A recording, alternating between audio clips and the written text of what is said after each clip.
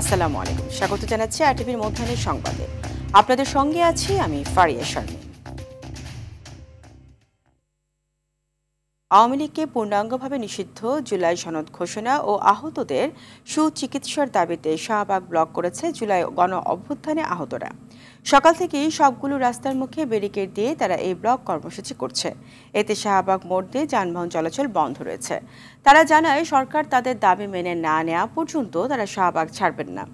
এছাড়া আওয়ামী লীগ নেতাদের বিএনপিতে নেয়ার রুহুল কবির রিজভীর বক্তব্যের প্রতিবাদ জানায় তারা।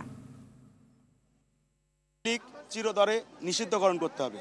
দ্বিতীয় উদ্দেশ্য ছিল আমাদের পুনর্বাসন সহ সুচিকিৎসা নিশ্চিত করতে হবে। তৃতীয় উদ্দেশ্য ছিল আমাদের রাষ্ট্রীয় সম্মান, যেটা জুলাই সনদ বলা হয়, সেটা প্রেস কনফারেন্সের মাধ্যমে আমাদেরকে জানাইতে হবে। সকলেই তাদের প্রতি আমাদের জোরালো দাবি থাকবে যে আমাদের দাবিগুলো অনতিবিলম্বে আপনারা মঞ্জুর করুন এবং আমরা যারা আহত আছি আমাদেরকে হসপিটালে এবং বাসায় যাওয়ার জন্য সুযোগ দিন। আওয়ামী লীগকে নিষিদ্ধ করে কোনো ফল পাবেন না। 90% কুশীলভ আওয়ামী লীগের চেয়ারে বসা আছে, তাদেরকে ছাঁটাই করার ব্যবস্থা করার আগে। দর্শক, এই মুহূর্তে শাহবাগ রয়েছে সহকর্মী AR বাদল, সরাসরি যুক্ত হচ্ছেন তিনি আমাদের সঙ্গে। বাদল, আন্দোলনের সর্বশেষ পরিস্থিতি কি জানাবেন? ফারিয়া, এখনো অবস্থান কর্মসূচি চলছে। তারা কিছুক্ষণ আগেই বলেছিলেন যে তাদের দাবি আদায় না হওয়া পর্যন্ত তারা এখানে অবস্থান করবে। ঠিক সেরকমই তারা এখন পর্যন্ত স্লোগান দিচ্ছেন এবং এখানে চারপাশের সড়কে অবরোধ করা হয়েছে। বিশেষ করে এই শাহবাগ চত্বরে প্রবেশের যে মুখগুলো রয়েছে মৎস্য ভবন থেকে বন্ধ করে দেয়া আছে ওদিকে। এছাড়া এলিফ্যান্ট রোড এবং কাউরান বাজার থেকে আসা ঢাকা মেডিকেলে যাওয়ার পথে সবগুলো মোড়ে এখন পর্যন্ত বন্ধ করে রাখা হয়েছে। রেখেই তারা আসলে এখানে আন্দোলন করছেন। আমরা একটু দেখাতে চাই যে তারা স্লোগান দিচ্ছেন এবং মঞ্চ তৈরি করেছেন এই শাহবাগ মোড়েই। এখন সেখানে তারা যে স্লোগান দিচ্ছে সেখানে মঞ্চে লেখা আছে আহত জুলাই যোদ্ধাদের অবস্থান কর্মসূচি। যতক্ষণ পর্যন্ত তাদের এই 3 দফা দাবি না মানা হবে ততক্ষণ পর্যন্ত তারা এই অবস্থান কর্মসূচি চালিয়ে যাবে। আপনি জানেন যে গতকালই সরকারের পক্ষ থেকে আওয়ামী লীগের সকল রাজনৈতিক কার্যক্রম বন্ধ ঘোষণা করেছে, কিন্তু তাদের দাবি যে শুধু কার্যক্রম বন্ধ ঘোষণা নয়, তাদেরকে পূর্ণাঙ্গভাবে নির্বাচন কমিশনে তাদের সনদ বাতিল করতে হবে এবং দলকে চিরতরের জন্য নিষিদ্ধ করতে হবে, সেরকমটি তারা দাবি জানিয়েছেন। এখন পর্যন্ত এখানে অনেকেই অবস্থান করছেন এবং তারা স্লোগান দিচ্ছেন। তারা যেহেতু বলেছেন যে এখন পর্যন্ত তাদের অবস্থান চলছে এবং এই অবস্থান কর্মসূচি চলবে। আর যেহেতু বৌদ্ধ পূর্ণিমার ছুটি, যে কারণে যানবাহনের চাপ না থাকলেও এই পথে যারা আসছেন তারা ভোগান্তিতে পড়ছেন। তো অবস্থান কর্মসূচি চলমান রয়েছে, পরের সংবাদে আরো বিস্তারিত জানিয়ে দেবো। ফারিয়া। বাদল, আপনাকে ধন্যবাদ। দেশ জুড়ে চলছে তাপপ্রবাহ, এতে করে অস্বস্তিতে রয়েছে সাধারণ মানুষ। তবে আজ কিছু জায়গায় বৃষ্টির সম্ভাবনা রয়েছে বলে জানায় আবহাওয়া অধিদপ্তর। এ অবস্থায় রোববার সন্ধ্যা পর্যন্ত সারা দেশে অস্থায়ীভাবে আংশিক মেঘলা আকাশ সহ আবহাওয়া প্রধানত শুষ্ক থাকতে পারে। তবে সিলেট বিভাগের 2-1 জায়গায় বৃষ্টি ও বজ্রসহ বৃষ্টি হতে পারে। আবহাওয়া অধিদপ্তর আরও জানায় চুয়াডাঙ্গা, ঢাকা, টাঙ্গাইল, মানিকগঞ্জ, ফরিদপুর, রাজশাহী, সিরাজগঞ্জ ও যশোর জেলার উপর দিয়ে অতি তীব্র থেকে তীব্র তাপপ্রবাহ বয়ে যাচ্ছে। দেশের অন্যত্র মৃদু থেকে মাঝারি ধরনের তাপপ্রবাহ বয়ে যাচ্ছে এবং তা অব্যাহত থাকতে পারে।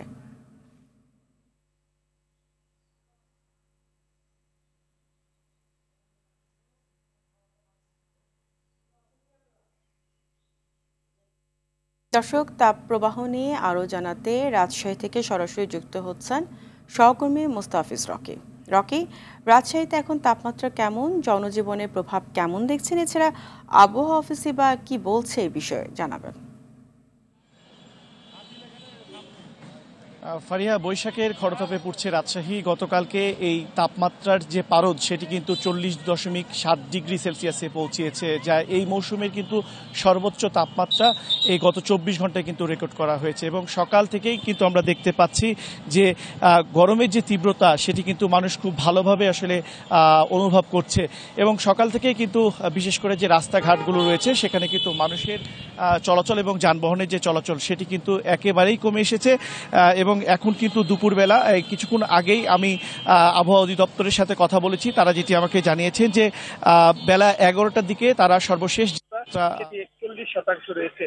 এবং আরেকটি বিষয় আপনাকে জানিয়ে রাখি যে আমরা যেটি আসলে দেখছিলাম যে গত কয়েকদিন ধরে রাজশাহীতে সর্বোচ্চ গড় তাপমাত্রা সেটি 38 থেকে 40 ডিগ্রি সেলসিয়াসের মধ্যে সেটি 38 থেকে 40 ডিগ্রি সেলসিয়াসের মধ্যে ওঠানামা করছিল, কিন্তু হঠাৎই কিন্তু গতকালকে আমরা দেখেছিলাম যে 40.7 ডিগ্রি সেলসিয়াসে এই তাপমাত্রাটি কিন্তু আসলে পৌঁছিয়ে যায়।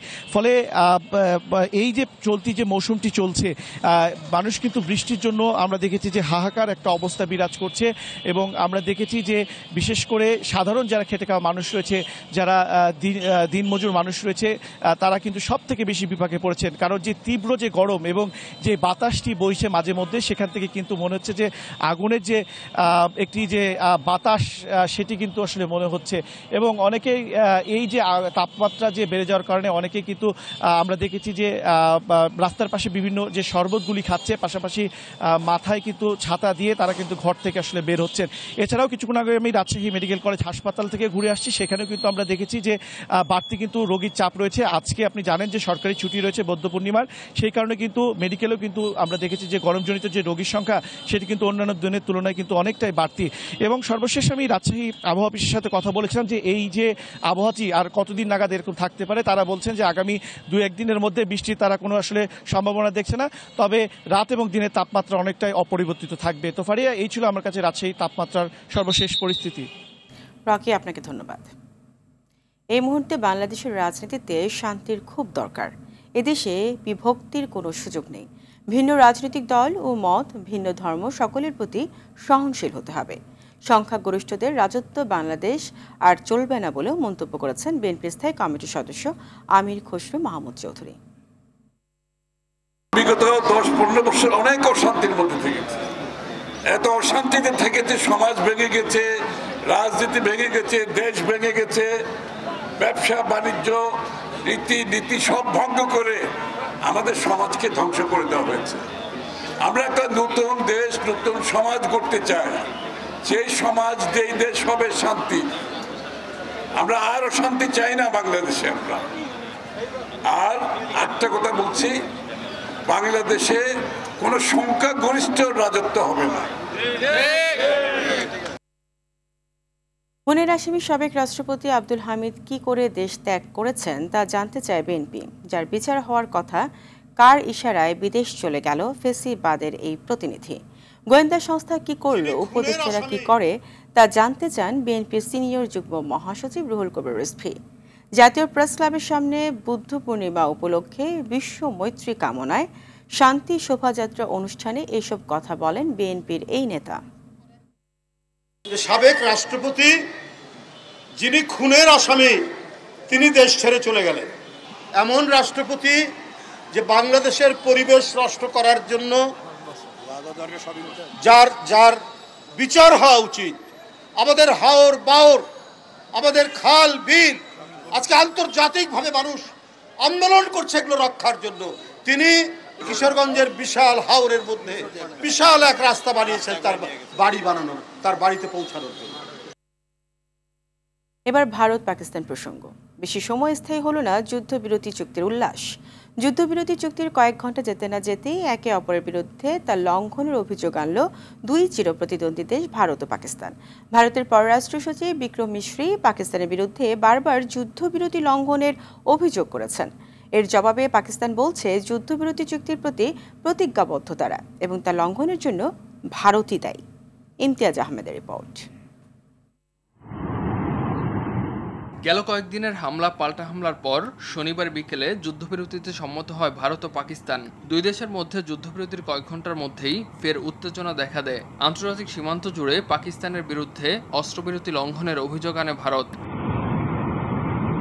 শনিবার গভীর রাতে এক জরুরি সংবাদ সম্মেলনে তীব্র নিন্দা জানিয়ে দেশটির পররাষ্ট্র সচিব বিক্রম মিশ্রি বলেন, যুদ্ধবিরতির কয়েক ঘন্টার মধ্যেই ফের গোলাগুলি করেছে পাকিস্তান, যা অত্যন্ত নিন্দনীয়। এর জন্য সম্পূর্ণভাবে পাকিস্তানের উপর দায় চাপান বিক্রম মিশ্রি। আমরা পাকিস্তানকে এই লঙ্ঘনের ঘটনা মোকাবেলায় যথাযথ পদক্ষেপ নেয়ার এবং দায়িত্বের সঙ্গে মোকাবেলার আহ্বান জানাচ্ছি। সশস্ত্র বাহিনী পরিস্থিতির উপর কড়া নজর রাখছে। A strong vision on the situation. যুদ্ধবিরতির কয়েক ঘন্টা পর ভারত নিয়ন্ত্রিত জম্মু কাশ্মীরের শ্রীনগরে বিস্ফোরণের শব্দ শোনা যায়। অঞ্চলটির মুখ্যমন্ত্রী ওমর আবদুল্লাহ সামাজিক মাধ্যম এক্সে দেয়া এক পোস্টে শ্রীনগর জুড়ে বিস্ফোরণের শব্দ শোনার কথা জানান। এদিকে পাকিস্তানের তথ্যমন্ত্রী আতাউল্লাহ তারার জানান, ভারত ও পাকিস্তানের মধ্যে চুক্তিবদ্ধ যুদ্ধবিরতির কোনো লঙ্ঘন হয়নি। নিয়ন্ত্রণ রেখা বরাবর স্থিতিশীলতা নিয়ে ক্রমবর্ধমান উদ্বেগের মধ্যে এই বিবৃতি দেন তথ্যমন্ত্রী আতাউল্লাহ তারার। টানা ১৯ দিনের সংঘাতময় পরিস্থিতির পর দুই দেশের মধ্যে হওয়া যুদ্ধবিরতিকে স্বাগত জানিয়েছে জাতিসংঘ, বাংলাদেশ, কাতার, তুরস্ক এবং যুক্তরাজ্য সহ বিশ্বের ৩০টিরও বেশি দেশ।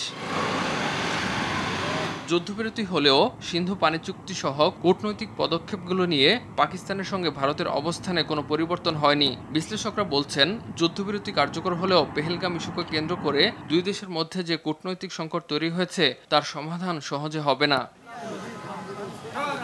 ইমতিয়াজ আহমেদ, RTV। মধ্যাহ্নের সংবাদ এ পর্যন্তই। দুপুরের সংবাদ 2:45 দেখার আমন্ত্রণ রইল। ধন্যবাদ সবাইকে।